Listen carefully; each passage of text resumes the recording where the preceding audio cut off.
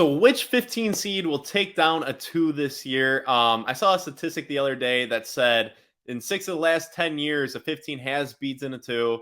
That makes sense. And I remember if you go back to 2012, Lehigh beat Duke in the 15-2 matchup, and so did Norfolk State. They took down Missouri in a 15-2 for the 15s to go 50% in 2012. And then I remember in 2013, the following year, Florida Gulf Coast made the Sweet 16. And then just a recent memory, you had Oral Roberts in 2021 make the Sweet 16 and had a shot to go to the Elite Eight, but they missed it. And then in 2022, obviously at St. Peter's making the Elite Eight. So which 15 is going to make some noise this year? Because I think there are some good 15s. UNC Asheville taking on UCLA. I'm going to roll with UCLA there. Princeton versus Arizona.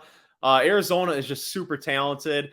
They do make a lot of mental mistakes as they play, so maybe Princeton can take advantage of that. But I just think their talent's going to overwhelm Princeton. And then you have Marquette versus Vermont. The problem with Vermont is I think Tyler Kolek and Oso Iguodaro are going to have their way in the pick and roll. If you haven't seen Oso, he's a really mobile, athletic, 6'9", 6'10", big who can catch lots from Kolek all day. And Vermont's big guy is more of a finesse, like three-point shooter. He's 6'8", not super athletic, not fleet of foot. So I think they will get exposed in the pick and roll.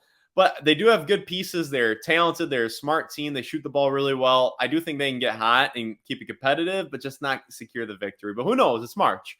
But the game I have my eyes on is Colgate versus Texas.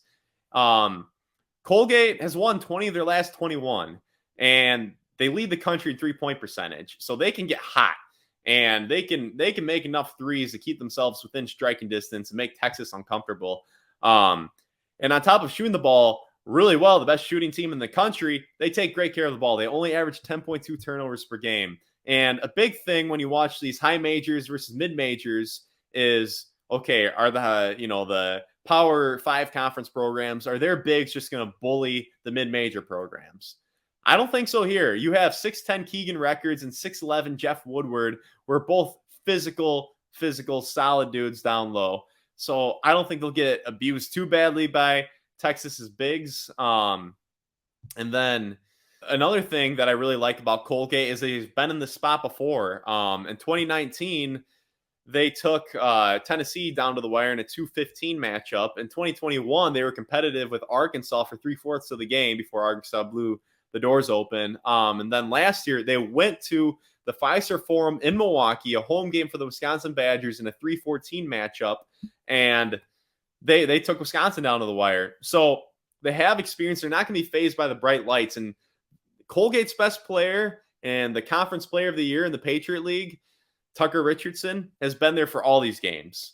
He's a fifth-year senior. He's battle-tested. And the vast majority of the core for Colgate, the rotational players, were either there in 2021 or 2022 or both years. So they're not going to be shy, and they're going to let it fly. And I think they might be due for a victory in the tournament after all these close games, after all these good showings. I think it might be some time for Colgate to make some noise. And a player I want you to keep an eye out for is Oliver Lynch Daniels. He's their third leading scorer, but he's a guy who can really fill it up quickly.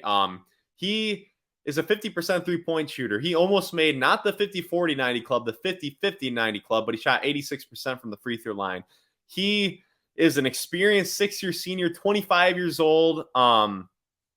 He's a guy who I want you to keep your eyes on. I think he could be a household name by the end of March Madness. But talking about free throws a little bit, that's a major weakness for Colgate. Yes, they're the best three-point shooting team in the country. Yes, their three-point efficiency can keep them in this game and maybe help them pull off the upset. But they're 338th in the country in free throw percentage. They have to hit their free throws to win this game. They cannot go to the free throw line and come up with empty trips. They need to convert. They need to shoot at a high percentage. When you can shoot that well from three, it tells me you have it within you to make your free throws. It's got to be mental. Tucker Richardson, talking about their player of the year, he's shooting in the 50s from the free throw line and shooting like a respectable 36% from three. So he's a guy who probably shoot the most free throws for them. He's got to convert. So yeah, for my final thoughts, I'm not trying to disrespect Texas, by saying Colgate can win this. Texas is really hot. They beat Kansas twice within a week. March 4th and March 11th, they blew out Kansas. And Kansas is obviously a 1 seed. Texas is really good. They've been through adversity. They're just one of the hottest teams in the country. But it's March Madness. Things that don't make sense happen. St. Peter's came in second place in their conference's regular season last year before they made their Elite Eight run. Oral Roberts was 16-10 before they made the Sweet 16, almost made the Elite Eight. So things that don't make sense happen.